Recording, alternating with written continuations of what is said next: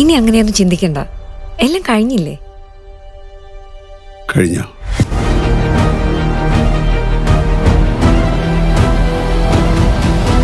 Pan world cinema മുഴുവൻ celebrate ചെയ്ത classic criminal മലയാളത്തിന്റെ ജോർജ് കുട്ടിയുടെ മൂന്നാം വരവ്.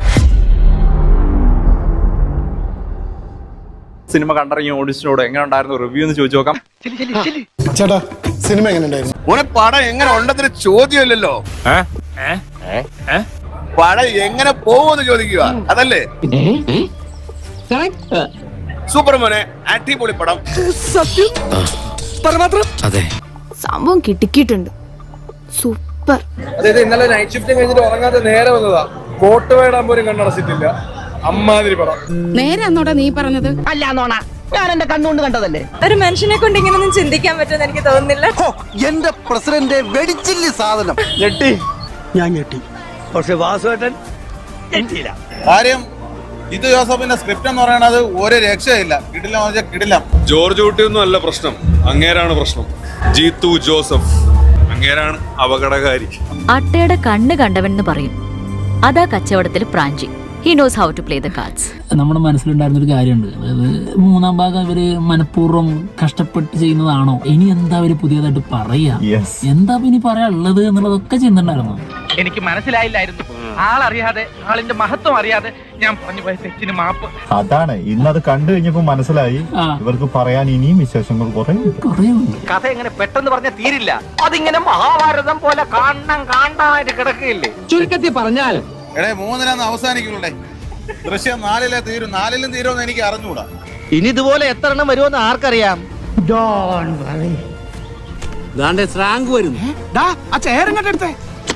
അകത്തെന്താ നടന്നത്? പറയണ പൊന്നെ, എന്റെ പപ്പ. നല്ല സെറ്റ് പടാണ് ദൃശ്യം 3. പ്രത്യേകിച്ച് ഒന്നും നോക്കാനല്ല, നേരെ കയറി ബുക്ക് ചെയ്തോ. കാരണം നമ്മുടെ എക്സ്പെക്ടേഷനെ തൃപ്തിപ്പെടുത്തും എന്ന വിശ്വാസം എനിക്ക് ഉണ്ട്.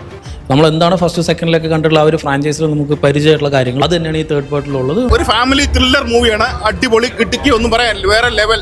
തീർച്ചയായിട്ടും തിയേറ്ററിൽ തന്നെ പോയി എൻജോയ് ചെയ്യേണ്ട, വിശ്വസിച്ച് കാണാൻ പറ്റുന്നൊരു സാധനം തന്നെയാണ്. ഫസ്റ്റ് 2 പാർട്ട് പോലെ തന്നെ നല്ല എൻഗേജിങ് ആയിട്ടുള്ളൊരു പാർട്ട്.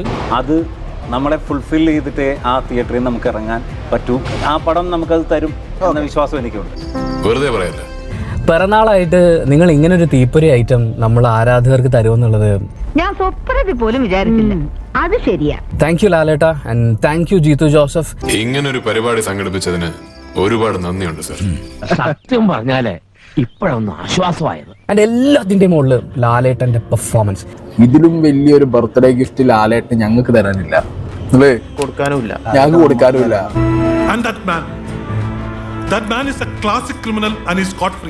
ജോർജ് കുട്ടി ഒരു ക്ലാസിക് ക്രിമിനൽ ആണെന്ന് അടിവരയിട്ട് പറയുന്ന പോലത്തെ ഒരു പടമായിട്ട് തന്നെയാണ് പാർട്ട് 3 വന്നിരിക്കുന്നത്.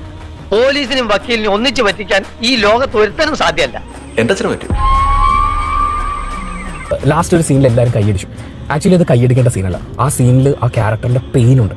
ആ ക്യാരക്ടർ തന്നെ പേടിച്ചു തുടങ്ങുന്ന ഒരു ഭീകര സാധനം, വേറെ ലെവൽ സാധനമുണ്ട്. സംഭവിക്കാനുള്ളത് സംഭവിച്ചു എന്ന് പറഞ്ഞ് എന്റെ ഉത്തരവാദിത്വത്തിൽ നിന്നും എനിക്ക് ഒഴിഞ്ഞു മാറാൻ കഴിയില്ല.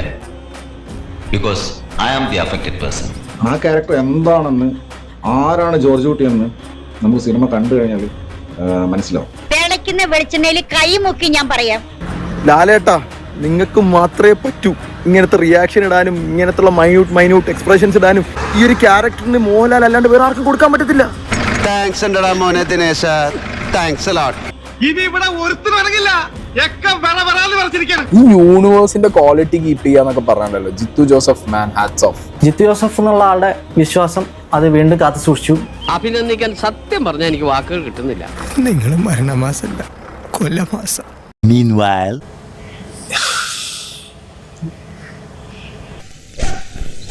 എന്താണ് മുഖം വല്ലാതിരിക്കുന്നത്, സുഖയില്ലേ? ഈ പടം എന്തിനായിരുന്നു എന്നുള്ളതാണ് എൻ്റെ ഏറ്റവും ആദ്യത്തെ ചോദ്യം. അതെന്നാ വർത്താനം പറഞ്ഞു പോയേ. 2 കൊണ്ട് നിർത്തിയത് വളരെ നന്നായിട്ടാണ്. ഒരു ക്ലോഷർ തന്നിട്ടുണ്ടായിരുന്നു. വിപ്ലവം ഉണ്ടായ വഴി പറയുമ്പോഴാണോ ഇടയ്ക്ക് കയറുന്നത്. ഇനി ഇതെന്തായത് നിങ്ങൾ ഉദ്ദേശിക്കുന്നത്? ഇതൊരു 4ാം ഭാഗം 5ാം ഭാഗം ഒക്കെ നടക്കും. എന്തിന്? ആവേശം കൊണ്ട് ഓരോന്ന് വിളിച്ചു പറഞ്ഞ് തടിയേടാക്കണ്ട.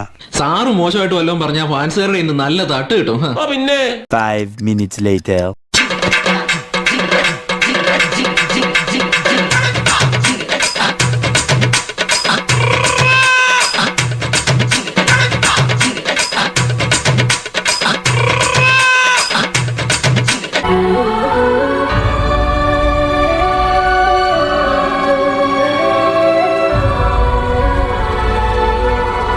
ഞാൻ അപ്പോഴും പറയാറുണ്ട്, ഇപ്പോഴും പറയുന്നു, ഒന്നും അവസാനിച്ചിട്ടില്ല. ഇത് ലോകത്തിൻ്റെ ചരിത്രമറിയാത്തവരുടെ വ്യാമോഹം മാത്രമാണ് എല്ലാം അവസാനിച്ചു എന്നത്. He scares me more.